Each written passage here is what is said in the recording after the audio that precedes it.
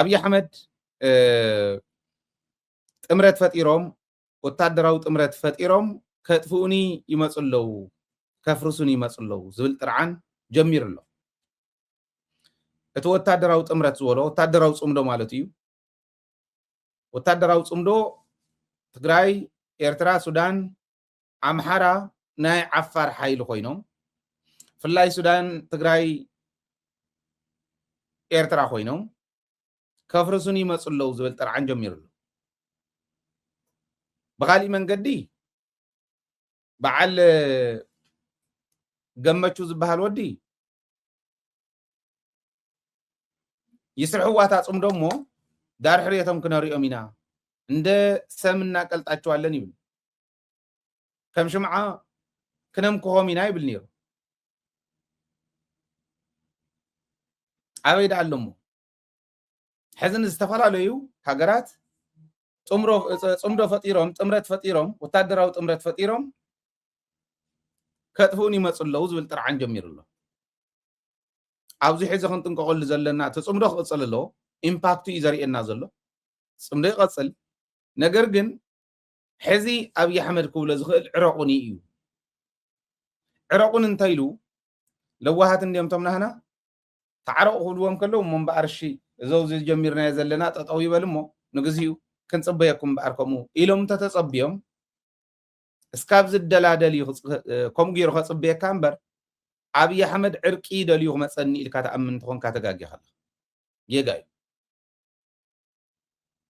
عرق دليو ناب تግራይ كمصي يخل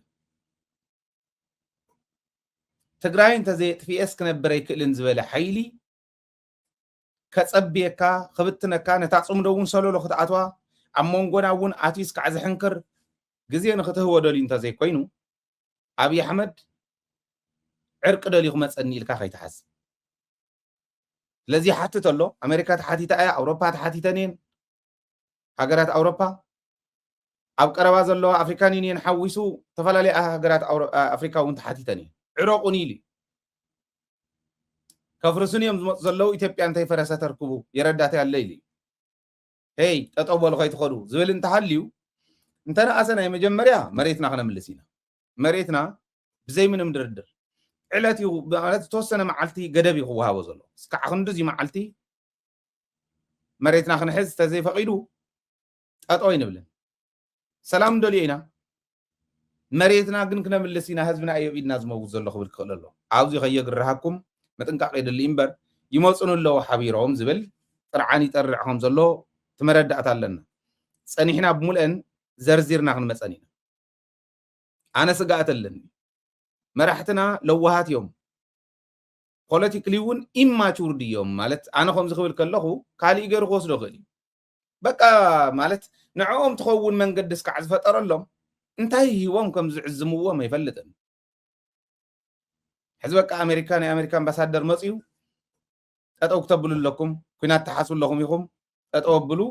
ተዕርቅን ዓርቀኩም ኢና እንታይ ኢልዎም እሽም በአር ማዓዝ ከም ምዃና መዓልቲ ዘይወሰኑ ከምኡ ኸይብሉ ስጋኣት አለን ህዝቢ ይኽሕዞ ዘለዎ እዚ በብ ወገና ከምዚኣ ኸይትብሉ ናበልና ኩናት ደሊና ይኮናን ከምኡ ዘሎ ሰላም ደሊና ብዘይ ኩናት ምዕራብ ትግራይ እንተምሊስናዮ ብዘይ ኩናት ጸለምት እንተምሊስናዮ ጽቡቕ እዩ ድሕሪኡ ዘሎ ብርግጽ ገሊኡ ታዩ ማለት ንኣብነት ፋኖ አብይ አሕመድ ተዘይወዲቑ ኣብ ዓደም ሓራ ሰብ ኮይና ክነብር ይንኽእልን ኢትዮጵያ እውን ክትነብር ይትኽእልን ዝብል እንተኮይኑ ናይ ትግራይ ድጋፍ መንክል ኣየ ኢሉካ ኣይቶ እዚ ብዙሕን ዛረበ እንደልን ንሕና መጀመርያ እሺ ኩናተይ ትደልዩን ኩናተይ ይደልን ንስውን መሬትኩም ክወኩም እንተ ኢሎምና ጽቡቕ መሬትና ንሓስ ድሕሪ ዘሎ እዝጊ ፍለጦ ንሪኦ ኖ ንሕና መሬትና በለኺና ንምልስ ኢልካ ከይድካ መንእሰይ ምጥጣውን ትክክል ኣይኮነን መንእሰይ ከዓቲ ከሎ ንጹር ዕላማ ዘይሓስካ ንጹር ፖለቲካዊ ዕላማ ዘይሓስካ ምእታው እውን ትክክል ኣይኮነን እዚኣተን ጥንቃቐ ክግበር ኣለና ክንኣቲ ከለና እውን አብይ አሕመድ ሰራዊት ስለ ዘለዎ ምዕራብ ትግራይ ብጸለምት ንዑ ንምውፃእ እንድሕር ኮይኑ እዚኣ እንተኮይናት ዓላማ ጌጋ እያ ድሕሪኡ ከዝብል ክምልሶ ክእል ኣለዎ ፖለቲካሲ ኣማዕድዩ ዕሪ ርሒቑ ክኸይድ ክእል ኣሎ مريتنا مس ملسنا صوصو حس جيرنا تمازابلاينا مس ملسنا من اسينا جبار تغالي بملؤ زسلت انا محبر سب جيرنا عدنا عند تخلاخلنا هاجرنا خنا هنصينا انت خوينو هنصت هاجر كابروت سلز جمر كابز خجمر ختقللك كجمر كقلل هنصت هاجر جمر كا بوليس اندي بوليسينا نسينا خنسرحكو 2010 شعتن كونفرنس جيرنا زنبرنا موران تግራይ بب مويانا ناي حصير ناي ماخلاي ناي نوح استراتيجي قريصنا خيدنا استراتيجي بوليسي نبوليسي تاوت زون درافت حزنا خيدنا بوليسي مسوصي استراتيجي زوص صبق التاوتات حزنا خيدنا انا مرح نيره ناي ماي بعلي ابنت كنغرو ناي سنغافور ناي اسرائيل ناي استراليا ناي كالوت هاجرات غبيطنا بوليسيان غبيطنا التاوت كونه زغل المنግስት ትግራይ حزنا له خيدنا بماي ناي حصير ناي ماخلاي ناي نوحيلنا تجي اس تي اس حزقهم زغيرم بعل قبر خيدان كقلدلو زي سرحنا له نيرنا صبق التاوت نيرو المنግስት ትግራይ تتحاسيو زنبر انت عينيرو بوليسينا استراتيجينا تግራይ يمسل هاجر زوصاتو بوليسي ناي هاجر بوليسي خنا تكبر حفشاو سئيل هوليستيك زخوين زوصه ريفايند انتي تغبرنا بتግራይ بقول لمداي تግራይ انتي مساله كونه يغلن ስለዚህ ትግራይ ነው ምስሎ ኢልና ኢና ነውርደን የለ بدن بسلا زردو سلا زفلطو تسرحنا بعلي وني مرحا سلا زنور كتاناي ماي تيم يزارب زل كومزي غيرنا حززي مسرحنا من تاي ابينا ازي ايلو مصوعنا من تاي تاويو اي تغفلنا نشعو بطرحينا سرحنا زي اسرحو لنا قبل كخللو بوليسي امعدين تريو هنصت هاجر ايكونومي خان دبلوماسي خان باراليل كخل سلا زلو مغنيات اندبندنس ከተረጋግጽ ክትከለለካ በመግቢ otherwise እንዳለም መንካ ስለማርያም እንዳበልካ ካብዚ መለሽ ከይተቀርቡ ንክትበለ ይትኽእል በመግቢ ሕስና ኢንዲፔንደንት ኸውን በፖለቲካ በዲፕሎማሲ ኢንዲፔንደንት ኸውን በሚሊተሪ ኢንዲፔንደንት ኸውን እዚኦም ኩሎም ፓራሌል ዝኸዱ እዮም ስለዚ ቅድሚ እዚኦም መስርሖም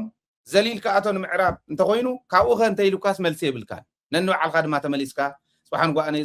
زمرح خطكات عند حر كوينو حزب خيتوبلو سلازي ازياتهم باراليل زخول باراليل ندا وسدكا نصر علامه محاز مجمر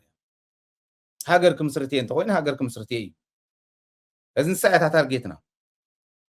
نسانو كنسرحنا نركب باراليل كودو خوللهم كلهم تمني هاجر اتاوت زبال حر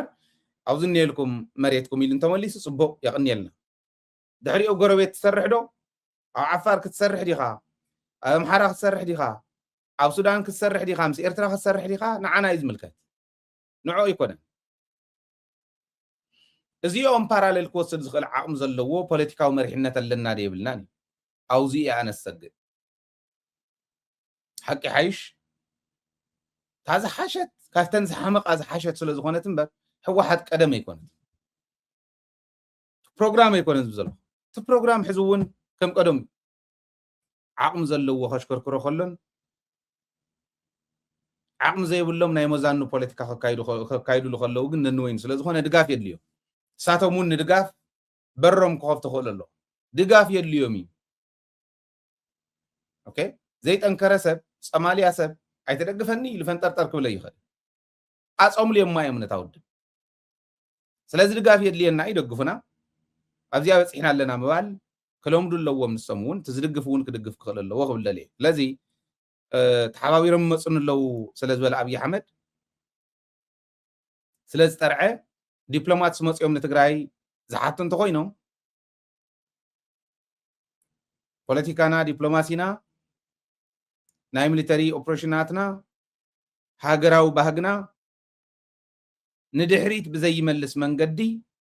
ናይ ባዕሎም ድሌት انت يكونس ناي حزبنا دليت انت إلو مصنعهم كملسو زخولو مرحتي كونو خلالو ننو على حنتو شاطات يوم كلتا سومن غيرم الله نين كبلو امالتي حزبون غنا يودون برغصنا يتو زنጨብጭብ كفال انت خوين حزي كلتا ساعه 3 ساعات ونخولي እከለኹም ይባሃለሎ ኢልካ ውፅእ ትድግፍ ዶ ትቃወም እንዳልካ ቶሎ ቶሎ ትስኒ ኢኻ ናይቱ ሓይሊ ብድሕሪት ዘሎ ማለት ናይቶም ቅድሚት ኮይኑ ክቃወም ዝኽእል ሓሳብ ዘቕርብ እዩ እቲ ጉድ ዝቐንየ እዚኣቶም ክሪኦም ወይ መትፀበኹን ግን አንፎርቹኔትሊ ትሕዚ እናረኣናዮ ዝቐነና እዩ ንሕና ከምኡ ንፋተግ ኣብዪ ኣሕመድ ግን ከጥፍኡን ይመፁ ኣለዉ እንዳበለ ዲፕሎማሲኡ ከዓ የፅብቕ ስለ ዘሎ እዚ ምባሉ እንድሕሪ ተይመልሰናን ግን ሕሰቡሉ እየ ዝብል ምስ ናይ ዓንተ ወይ ናይ ድሮን ጉዳይ ዝረኣኹሞ ሕሰበሉ ክኽእል ኣሎ ድሮን እውን ተምፅኡ ድሮናት ከውድቕ ዝኽእል ጥራሕ ተይኮነስ ከምአን ዝበላ ድሮናት እውን ክመፃሉ ዝኽእል ኣሎ እቲ ዳያስፖራ ሓደ እንተጌርካዮ ኣብ ደገ ዘሎ ማሕበረሰብ ብዙሕ ነገር ክሰርሕ ይኽእል እዚ ዘይምንዓቕ ምክብባር ፅቡቕ እዩ ሓቢርና ሓድነትና ኣፅኒዕና ኢና እቲ መኸተ እውን ክንወፅኦ ንኽእል ከምቲ ቅድሚ ሕዚ ዝገበርናዮ እዚ ክሓስብሉ ኣለዎም እቶም መራሕቲ እዩ ስቕ እንተኮይና ግን ካብታ ናይ ወዲ ወረደ ዝሓሸት ኣይኮነትን ሕዚ እውን ክሳእ ይክደግማ ካብኣ ዝሓሸት ኣይኮነትን ስቕ ትርጉም የብሉን እንታይ ሰሪሖም እንተኢልናስ ስቕ ኢሉ እከለ ዝበሃል ስለ ዝመፀ ከንጭብጭበ ይደለና ከምኡ ዝበሃል ባህሊ የብለይን ከምኡ ዝበሃል ባህሊ እውን ኣይኮነን ዕብኒ እዚ መብዛሕትና ኣብ ማሕበራዊ ሚድያ ብንደት ገሊና ንምልሶ እዚኦም መስተኻኺልና እንተ ንኸይድ ይሓይሽ ዝብል እምነት ኣለኒ በቃ ሶሊድ ዝኾነ እታወት ክኾን ዝኽእል ነቱ ዝመርሕ ዘሎ ድጋፍ ክኸውን ዝኽእል እንድሕር ፀይቑ እውን ነቐፌታ ክኸውን ዝኽእል ነገር እንተነቕርብ ይሓይሽ ዝብል ከቐምጥ ደልየ ካሊእ መላእ ኢትዮጵያ መረፃ ክተካይድ እያ ኢሎም 50 ሚልዮን ክመርፅ እዩ ኢሎም ኣለዉ ዓዲ ኣምሓራ ፋኖ ዓፂዋ ኣሎ ኣብ ኦሮምያ መብዛሕትኡ ክፋል ናይ ኦሮሞ ናፅነት ኣርሚ ዓፂዎ ኣሎ ኣብ ትግራይ ይካየድን ሕዚ ኣይ ቲንክ ከናውሕዎ እዮም መስለኒ ዕሪና ርግፀኛ ክንከውን እምበር ከምኡ ዓይነት ጭምጭምታ ኣሎ ተዘየናዊሕ እሞ መረፃ ዝካየድ ኣይመስለኒ ተተኻይዱ እውን ኣዲስ ኣበባ ጥቓ ዘለዋ ክመርፃ ይኽእላ እምበር ወፂኦም ክመርፁ ከም ዘይኽእሉ ርግፀኛ እየ ክንመርፅ ኢና ኢሎም ሪስክ ወሲዶም ተወፂኦም እውን ዓብይ ሓደጋ ከም ዝሽከሙ ርግፀኛ እየ እዚኣ ብተግባር ፅባሕ ንጎኒ ንሪኣ እየ ዝዛረብ ዘሎ ለዚ ናይ መረፃ ጉዳይ እውን ኣመልኪትና ምናልባሽ እቲ ከናውሕዎ ይኽእሉ እዮም ማለት ድሕሪ ፅባሕ ማለት እንድያ ፅባሕ ማለት እያ እምበር ንዓይ ዳርጋ ወጊሒ እዩ ለይቲ ገሊኹም ኢለ 24 እዩ ከናውሕዎ ድዮም ናይ ብሓቂ ድዮም ስኢሎም ኣዲስ ኣበባ ጥቓ መረፃ ገይርና ኣለና ክብሉ ተፈለጠ ነገር የለን ዓብይ ሓደጋ እዩ ገጢምዋ እኒሄ ኢትዮጵያ ናይ ኦሮሞ ናፅነት ኣርምን ናይ ፋኖን ውሳነ ብፍላይ ናይ ፋኖ ውሳነ መላእ ኣምሓራ ይቀጥ ኣቢልዋ